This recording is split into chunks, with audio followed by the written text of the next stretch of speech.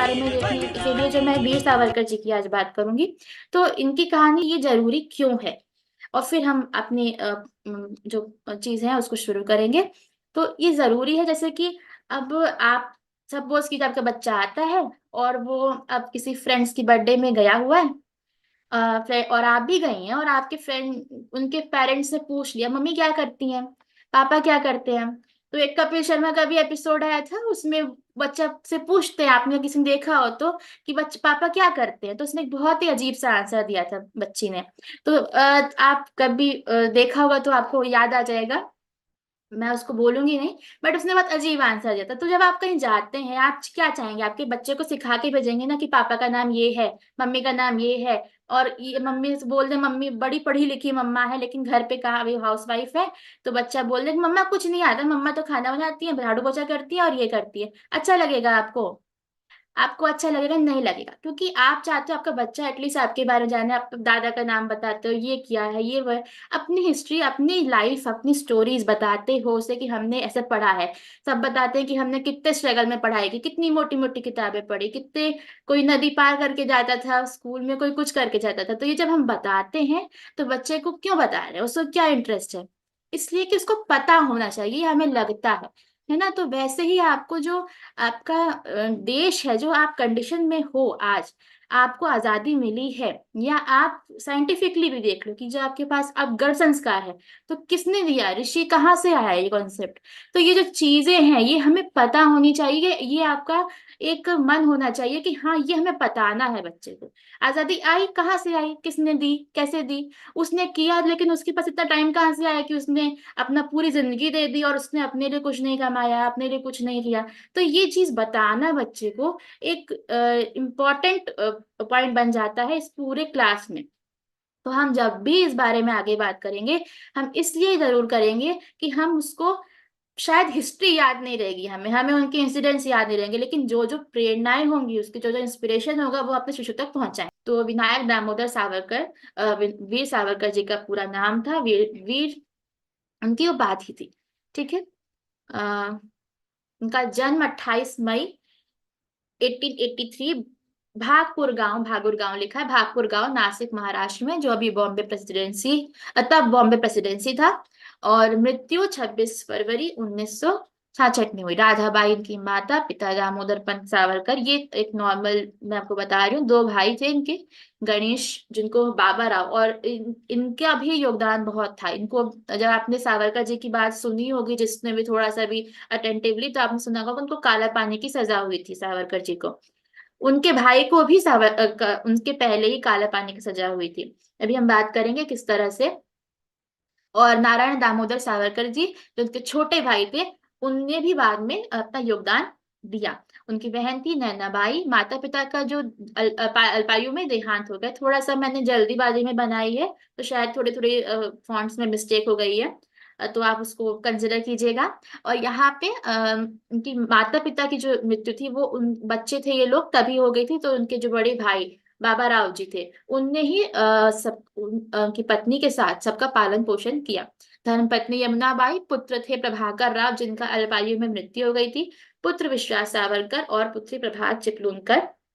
उनकी शिक्षा की बात करें तो कला स्नातक थे फर्ग्यूसन कॉलेज से, और फर्ग्यूसन कॉलेज पुणे से, और लॉ की शिक्षा ने बार एट लॉ लंदन से ली थी। विनायक जब ये शिक्षा कर रहे ले रहे थे कॉलेज में, यहाँ इंडिया में, तब उन्होंने स्थानीय नवयुवकों को संगठित किया वहां पे, और उनको आजादी के लिए, उनको स्वतंत्रता की बात बता बता के उनको प्रेरित किया, और मित्र मेलों का आयोजन किया। इस मित्र मेले के अंतर्गत उन्होंने कई युवाओं को जागृत किया और अपनी एक टीम बनानी शुरू की। कहते हैं कि विनायक जी ने दुर्गा माँ के सामने संकल्प लिया था कि मैं अपने देश को आजादी दिलवाऊंगा और उसके लिए सर्वस्व निछावर करूंगा। 1904 में उन्होंने अभिनव भारत जो संगठन था, उनने बनाया, सावरकर जी ने अभिनव भारत नामक का संगठन था। 1905 में बंगाल के विभाजन के बाद उन्होंने पुणे में विदेशी वस्त्रों की होली जलाई। और आपने बहुत सुना होगा विदेशी वस्त्रों के त्याग करना, और खादी का उस टाइम पे बहुत चला था, जिससे कि अंग्रेजों के जो बिजनेस पोर्ट्स है वो बंद हो जाते। इंडियन सोशलिस्ट और तलवार नामक पत्रिकाओं में उनके अनेक लेख प्रकाशित हुए जो बाद में कलकत्ता के युगांतर पत्र में भी छपे। ये उनके पत्रिकाएं हैं जिसमें सावरकर जी लिखते बहुत उच्च कोटि का थे, और उनने जो उस टाइम पे आजादी के लिए, स्वतंत्रता के लिए, ऐसे बीज बोने के लिए जो चीजें लिखी, वो आज भी पत्रों में, पत्रिकाओं में निकलती है।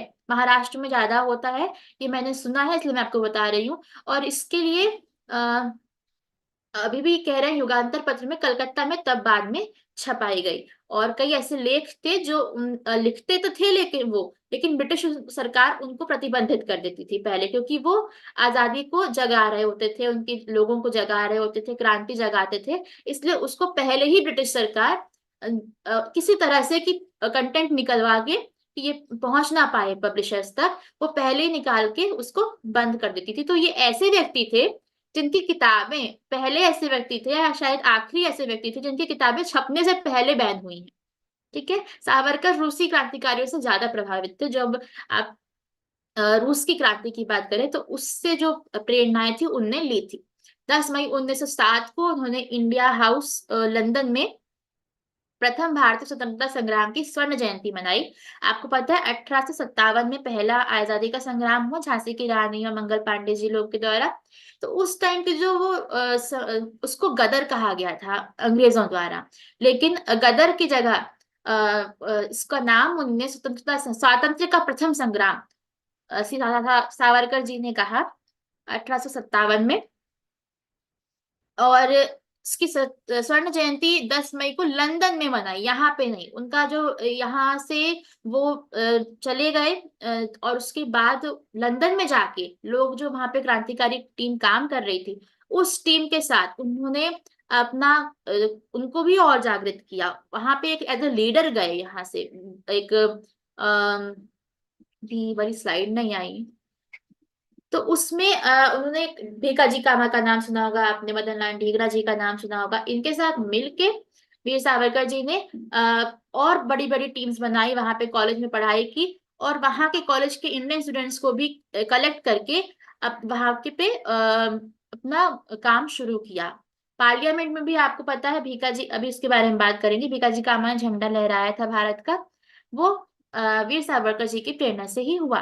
जून 1908 में इनकी पुस्तक the Indian war of independence 1857, आप भारत का स्वातंत्र समर 1857 नाम से आज ये किताब हिंदी में भी पा सकते हैं। और बहुत ही अच्छी खासी मोटी किताब है। और इसमें 1857 के बारे में ऐसी ऐसी बातों को उनने रखा और बताया प्रूफ के साथ, जिसको आप फिर देखिए, परंतु इसके मुद्रण की समस्या आई, इसको फिर से पब्लिकेशन नहीं हुआ, और ये बहुत ही गुप्त रूप से ब्रिटिश बार बार इसको, इसके पन्ने निकलवा के, छुपा के इसको बैन कर रही थी, करने की कोशिश कर रही थी। तो हॉलैंड में ये प्रकाशित हुई और बहुत ही गुप्त रूप से, और इसकी प्रतियां फ्रांस पहुंची, इसके जो पब्लिकेशन हुए, पब्लिश हुई, और बुक्स जो है इसकी कॉपीज फ्रांस में पहुंचाई गई। मुंबई मई 1909 में इन्होंने लंदन से बार एट लॉ की वकालत की शिक्षा को उत्तीर्ण किया, परंतु उन्हें वहां वकालत करने की अनुमति नहीं मिली। अब क्योंकि ये क्रांतिकारी समूह में आते थे, और जैसे ही ये लंदन पहुंचे थे, वहां पे इन पे निगरानी रखना शुरू कर दिया गया था, क्योंकि कहीं से ये बहुत जागृति ना ला पाए, कम से कम कम से कम काम कर पाए, अपने लक्ष्य को इतना प्राप्त ना कर पाए, इसलिए इन पे कंटिन्यूअस निगरानी रखी जाती थी। और इसीलिए इनको वकालत करने की अनुमति भी प्राप्त नहीं हुई। इंडिया हाउस की गतिविधियां, अब जब लंदन से गए थे, लंदन गए, तो वहां पे पहले से ही इंडिया हाउस था, जो कि श्यामा प्रसाद मुखर्जी द्वारा संचालित था। और यहाँ पे लोग जो इंडिया से आते थे वो वहां पे रहते थे, स्टूडेंट्स जो थे। तो यहीं पे आपको भीकाजी कामा, मदन लाल ढींगरा वगैरह आपको यहाँ पे ही मिले उनको। और इसमें जो ये केंद्र था, ये राजनीतिक गतिविधियों का केंद्र था, श्यामा प्रसाद मुखर्जी द्वारा संचालित था। और फ्री इंडिया सोसाइटी का निर्माण सावरकर जी ने यहाँ पे सबके साथ मिलके किया। इसमें आपने एक जो किस्सा सुना है कि भीकाजी कामा ने, मैडम भीकाजी कामा ने वहां पे पार्लियामेंट में भारत का, स्वतंत्र भारत के लिए झंडा लहराया था। और वहां पे कई देशों के झंडे थे। और मैडम भीकाजी कामा ने ही सबसे पहले अपना, और उस झंडे का आप इमेज देख पा रहे हैं, तो ये जो आइडिया था कैसा होना चाहिए झंडा, क्या प्रतीक होना चाहिए, ये सावरकर जी का था। और साथ में ढींगरा जी ने बाद में अ, अंग्रेज अफसर करजन की हत्या करी थी। वो भी सावरकर जी के अनुयायी थे, फॉलोअर थे और मित्र थे। तो उन्होंने 1909 में, और एक सब लोग एक बैठक की, सार्वजनिक बैठक के दौरान ही डायरेक्टली उनने उस पे हमला किया, करजन पे, और उनको मारा। और इसीलिए उनको बाद में मदन लाल डीगरा जी को फांसी हुई। सावरकर ने अपने मित्रों को बम बनाना, गुरिल्ला पद्धति से युद्ध करना, ये कलाएं सिखलाई थी। और इसीलिए बाद में भी उनके समर्थन किया। ये जो वहां बम बनते थे, और बम बन के सावरकर जी किसी के मीडियम से उसे भारत भेजते थे। और इस तरह से जब ढींगरा जी को भी हथियार मिले, तो ये उन्होंने क्रांति वहां पे अपना ये अनाउंस करते हुए कि आपने देश में परेशान किया है, मदन लाल डीगरा जी ने उनको गोली से उड़ा दिया। अब यहाँ पे जो समर्थन था, सावरकर जी ने समर्थन किया मदन लाल ठीकरा का, जिसका विरोध वहां की इंडिया की पार्टी जो थी, वहां वहां जो इंडिया के लोग थे वो भी कर रहे थे कि मदन लाल ढींगरा ने जो किया वो एक आतंकवादी गतिविधि है, वो कोई क्रांतिकारी गतिविधि नहीं है। लेकिन सावरकर ने इसका सपोर्ट किया, और इसलिए सावरकर को ये बनाया गया कि ऐसा क्रिएट किया गया कि अंग्रेजी सरकार ने बोला कि सावरकर ने ही इसकी हत्या की जो षड्यंत्र है वो रचा है, पिस्तौल भारत भेजे हैं। तो इस जो जुर्म थे इन पे गिरफ्तार उनको कर लिया गया, और 13 मई 1910 को पेरिस से लंदन पहुंचे तो सावरकर जी को गिरफ्तार किया गया। परंतु 8 जुलाई 1910 को, अब क्या हुआ, जब वो लंदन में जेल में गए, तो उसके बाद ये हुआ तय कि जो कानूनी अपनी प्रोसेस होती है, जो अदालत वाली, वो इंडिया में होगी। तो इसलिए उनको शिफ्ट किया जा रहा था इंडिया में। लेकिन 8 जुलाई को 1910 को एमएस मौर्य नामक जहाज जहाज से भारत ले जाते हुए सीवर होल के रास्ते ये भाग निकले, किंतु पुनः ब्रिटिश सिपाहियों ने इन्हें गिरफ्तार कर लिया। इन्हें पूरे भागने की कोशिश की थी। हुआ ये था कि जब एक आइडिया दिया था, उन्हें एक मैसेज भेजा था अपने इंडियन मेंबर्स को कि हम फ्रांस के तट पे मिलेंगे, दक्षिण तट पे। और वही उनका प्लान था कि वो जहाज से भागेंगे और तैरते हुए समुद्र पार करते हुए वो अपने साथियों की मदद से फ्रांस में दाखिल हो जाएंगे। वो इतना तो फ्रांस में तो आ गए, लेकिन किसी कारणवश वो पकड़े गए क्योंकि उनके साथी वहां समय पे पहुंच नहीं पाए थे। और क्योंकि फ्रांस में अगर वो उतरते तो ब्रिटिश का जो रूल है, ब्रिटिश जो हम कहते हैं ना कि किसी और देश में जाके, या आपकी ब्रिटिश की पुलिस फ्रांस जाके किसी को कैद नहीं कर सकती, वहां से फ्रांस की पुलिस या फ्रांस की जो फोर्स है वही कर सकती है। तो इसीलिए वहां पे ये सोच के सावरकर जी ने प्लान किया था, लेकिन किसी किसी कारणवश वो वापस गिरफ्तार कर लिए गए और ये असफल हुआ। सावरकर की गिरफ्तारी से फ्रेंच सरकार ने ब्रिटिश सरकार का विरोध किया। बाद में फ्रेंच सरकार ने विरोध तो किया, लेकिन गिरफ्तार तो वो हो ही चुके थे।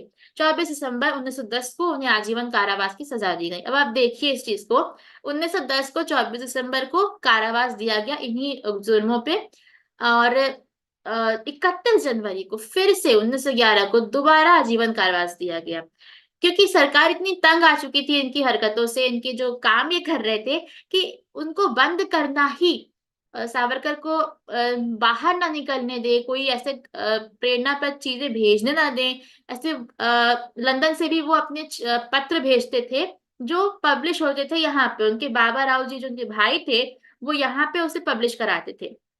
ऐसे ही पब्लिशिंग के दौरान ही उसको छुपाते छुपाते उसके जो सोर्स थे बाबा राव जी, उनको गिरफ्तार किया गया था। और वहां पे ही, क्योंकि जो बम भेजते थे सावरकर जी, वो जाते था इंडिया, तो बाबा राव जी के हाथ में जाता था। तो वो जो घर में उनके तलाशी लेने पे बम निकले, विस्फोटक सामग्रियां निकली और साथ में पत्र निकले, इसलिए उनको गिरफ्तार किया गया और काला पानी की सजा बाबा राव जी को भी मिली। इस प्रकार सावरकर को ब्रिटिश सरकार ने क्रांतिकारियों के लिए दो दो आजन्म कारावास की सजा दी, बैक टू बैक। 25-25 साल के कारावास होते थे, जिसे आजन्म कारावास कहते थे। और उनको 50 साल की सजा इस तरह से हुई। और ये विश्व के इतिहास की पहली एवं अनोखी सजा थी। और इसके बाद आप देखिए, ये जो कोठरी मैंने यहाँ पे डालने की कोशिश की आपको दिखाने की कि ये ऐसा एक रूम, यही रूम था एक्चुअली में। अभी भी वहां पे आप जाएंगे तो पोर्ट ब्लेयर तो आपको ये मिलेगा। तो ये रूम है जिसमें उनने 10 साल तक काले पानी की सजा में इसी रूम में उनको रहना पड़ा था। नासिक जिले के कलेक्टर जैक्सन की हत्या के लिए नासिक षड्यंत्र कांड के अंतर्गत 7 अप्रैल 1911 को काला पानी की सजा सुनाई गई और उन्हें सेल्युलर जेल भेजा गया। ये सेल्युलर जेल है। सेल्युलर जेल एक छोटा सा कमरा होता है जिसमें रहना पड़ता है। यहाँ स्वतंत्रता सेनानियों को कड़ा परिश्रम कराना पड़ता था। नारियल छीलना, तेल निकालना, मतलब आपको वहां पे मैन्युअली ये सब काम करवाया जाता था, एक टॉर्चर के उससे।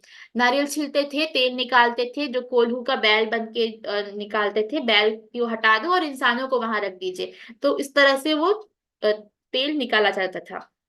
इसके बाद जंगलों को, जो अगल बगल के जंगल होते थे उसको साफ करके दलदली भूमि को, पहाड़ी क्षेत्र को समतल करना। और इसमें भी अगर वो रुकते थे, सभी लोग जो वहां कार्यकर्ता थे, सॉरी क्रांतिकारी थे, तो जो वो अगर रुक जाए काम करते हुए तो उनको कड़ी सजा मिलती थी, बेंत मिलती थी, कोड़ों से पिटाई होती थी। उसके अलावा भी भरपेट खाना और अच्छे से खाना उनको नहीं दिया जाता था। 4 जुलाई 1911 से 21 मई 1921 तक पोर्ट ब्लेयर की जेल में रहे। और जेल में बंद वीर सावरकर, जो कि दीवारों पर कोयले से कविताएं लिखते हैं आप, ये जो दीवारें थी इन पे वो अपने कोयलों से कविताएं लिखते थे, कोयलों से अपनी कोयले से अपनी बातें, जो क्योंकि वहां पे पेन पेपर तो कुछ मिलता नहीं था, क्योंकि आप उससे पत्र व्यवहार करना शुरू कर देंगे इसलिए। तो ये सब चीजें थी। और इसके बाद कुछ इनने अपने संदेश पहुंचाए बाहर तक, और उस तरह से कुछ टॉर्चर को सावरकर जी ने कम भी किया। जेल में रहते हुए जेल के जो कैदी थे उनको शिक्षित किया, उनको पढ़ाया, और किताबें मंगवा के कुछ अवेलेबल करवा के उन्होंने उसको सभ्यता और हिंदी भाषा को सिखाना प्रारंभ किया। 1920 में वल्लभ भाई पटेल और बाल गंगाधर तिलक के कहने पर ब्रिटिश कानून न तोड़ने और विद्रोह न करने की शर्त पर उनकी रिहाई हो गई। वल्लभ भाई पटेल जी और बाल गंगाधर तिलक जी जो उनसे पहले भी उनको इंस्पायर करते थे और उनके अंडर सावरकर जी सीख रहे थे। तो उस टाइम पे ये सोचा गया, या ये उनका मत था कि जो अंदर रह के, क्योंकि कोई पत्राचार भी नहीं हो पा रहा है, कोई मैसेज भी सावरकर नहीं भेज पा रहे हैं बाहर, तो अंदर 50 साल गंवाने से अच्छा है कि बाहर जाके थोड़ा लिमिट में और गुप्त रूप से काम करके ही सही, लेकिन ये बेटर है कि आप एक कमरे से निकल के बाहर अपनी बात को रखो, भले ही आप एज अ एक्टिविस्ट आप कहीं इन्वॉल्व ना हो पाओ।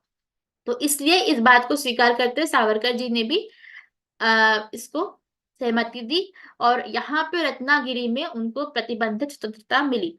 अब यहाँ जो स्वतंत्रता थी वो ऐसी थी कि आप बाहर नहीं निकल सकते, इन्वॉल्व नहीं हो सकते किसी पॉलिटिकल इश्यूज में। तो आप और अपनी ऐसे कोई चीजें लिख भी नहीं सकते जिससे आजादी क्रांति फैले। तो 1921 में मुक्त होने पर वे स्वदेश लौटे और फिर 3 साल भी जेल भोगी।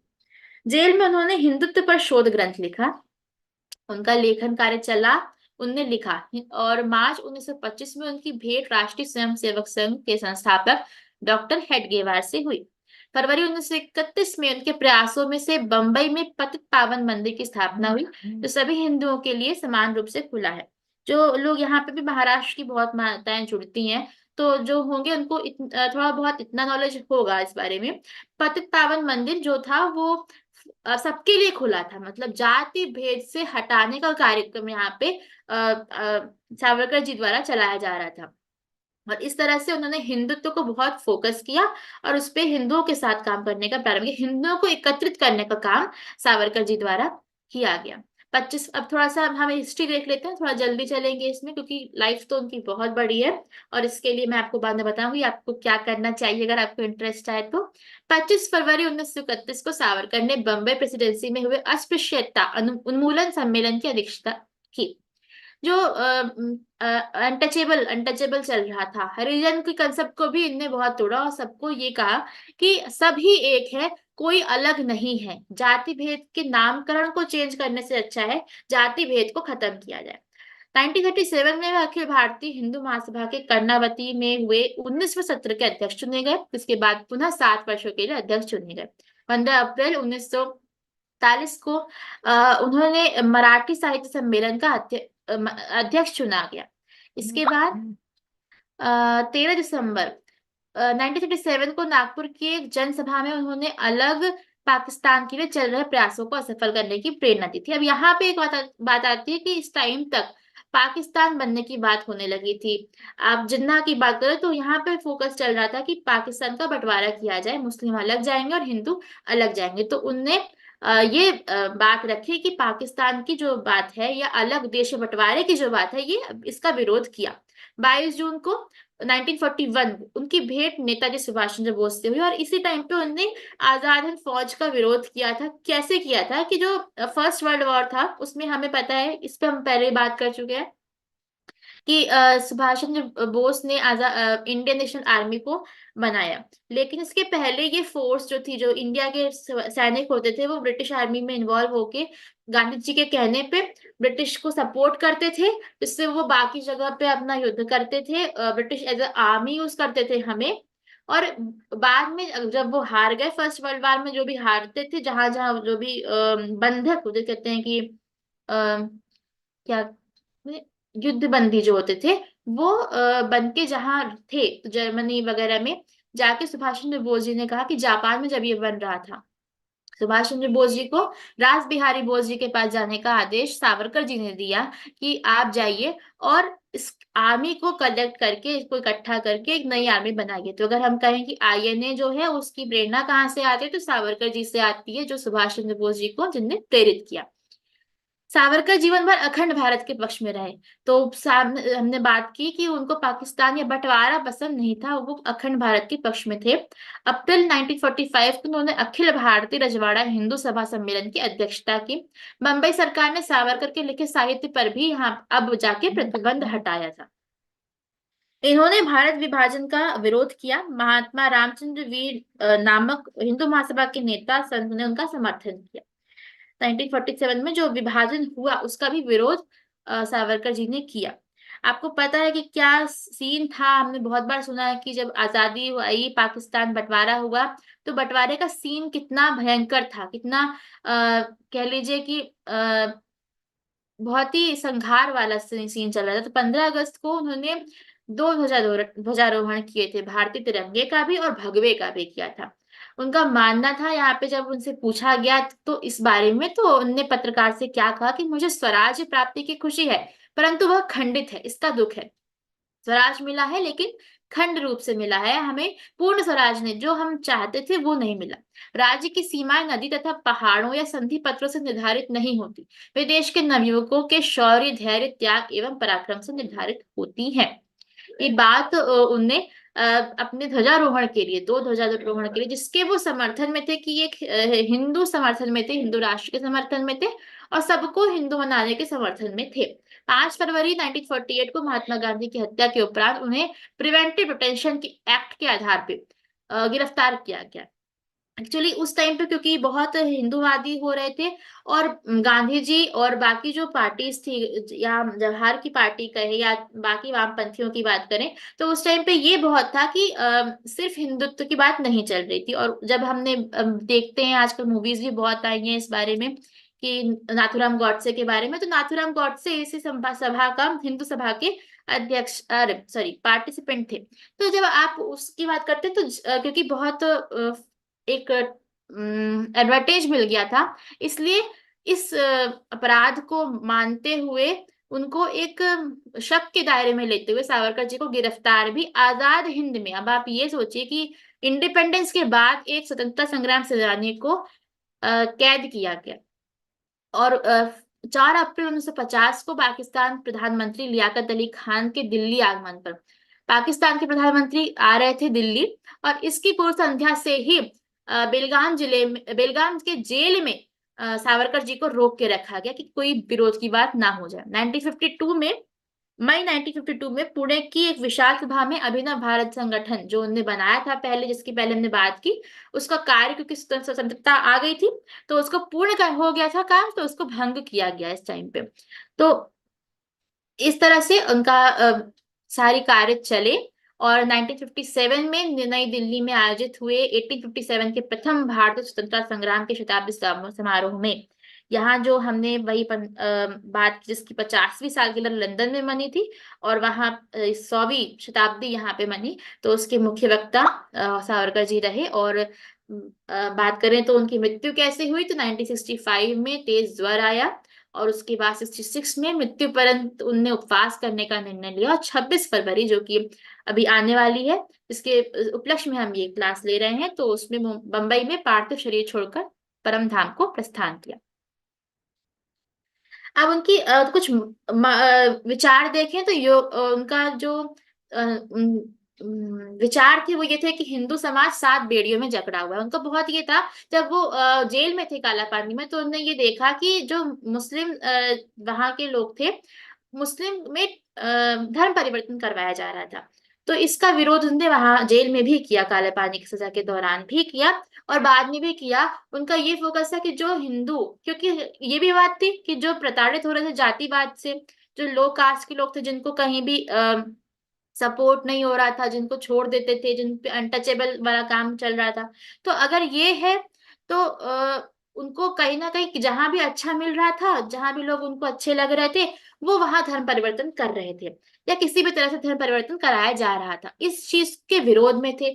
तो सावरकर जी का मानना यही था कि क्योंकि हिंदू समाज, ये पहली चीज देखिए स्पर्शबंदी लिखा है, क्योंकि जब ये 7 बेड़ी में स्पर्शबंदी पहली बेड़ी वो मानते थे, जिसमें जाति का स्पर्श निषेध है। जब इतना निषेध है, इतनी अस्पृश्यता है, तो ऑब्वियसली हमारे जो हिंदू समाज है वो अलग होके किसी और धर्म में जाएगा। इससे अच्छा है हम उस चीज को बंद करके अपने भाइयों को अपने साथ ले। रोटी बंदी निम्न जातियों के साथ खान पान का भी निषेध था।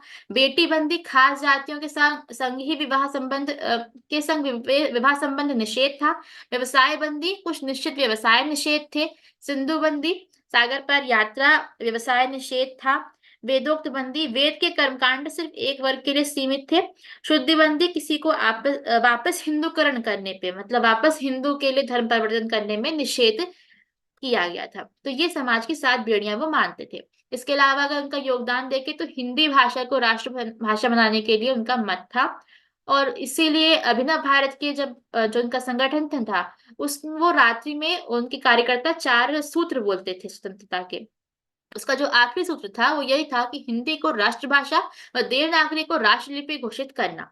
इसके बारे में कई लोगों ने कहा भी कि नहीं, हम तो बंगाल के हैं, हम तो महाराष्ट्र के हैं, हम तो इस भाषा के हैं, तो हिंदी नहीं हो सकती भाषा, हिंदी की व्याकरण अच्छी नहीं है। इस बात पे उनका मत ये था कि नहीं, भाषा हिंदी में इतनी कैपेसिटी है कि वो सबको बांध सके, लेकिन अपनी भाषा का ज्ञान, राष्ट्रभाषा सबको ज्ञान होना चाहिए, इसके अलावा मातृभाषा का भी ज्ञान होना चाहिए। और इसीलिए काला पानी में जो वो शिक्षित करते थे, सेलुलर जेल में जिसकी बात हमने की थी, उसमें उन्होंने राष्ट्रभाषा तो सिखाई सिखाई, और मातृभाषा के आदान प्रदान का भी जो है फोकस उस पर भी किया।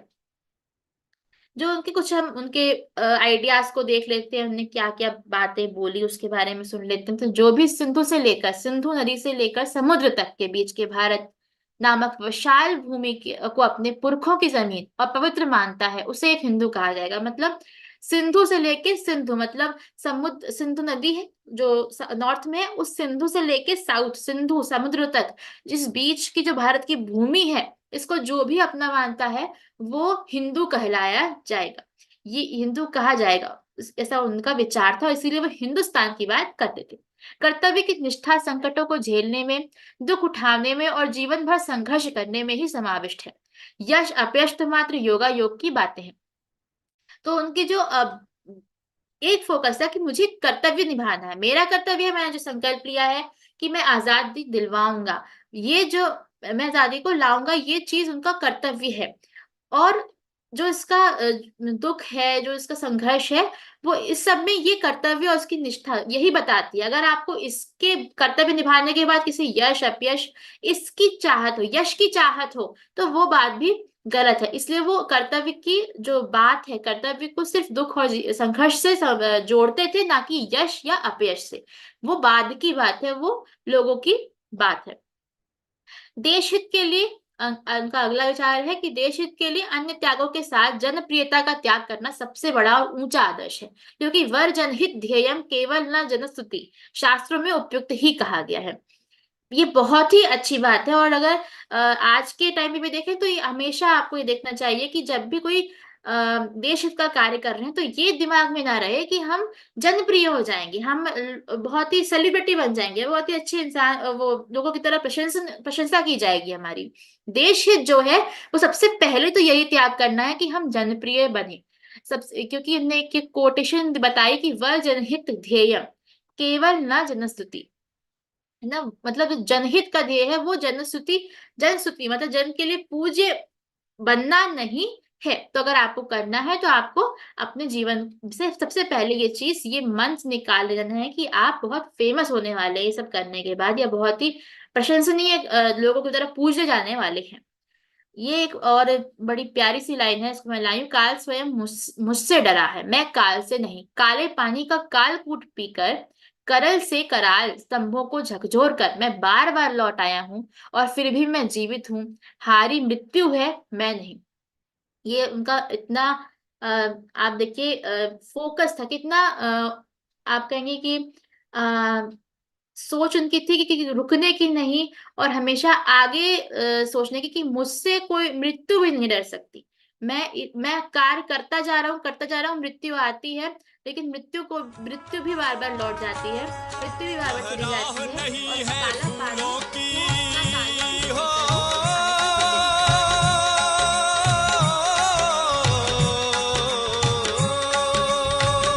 है। यह राह नहीं है फूलों की, कांटे ही इस पर मिलते हैं। ले दर्द जमाने का इस पर, बस हिम्मत वाले चलते हैं। दर्द जमाने का इस पर, बस हिम्मत वाले चलते हैं। यह राह नहीं है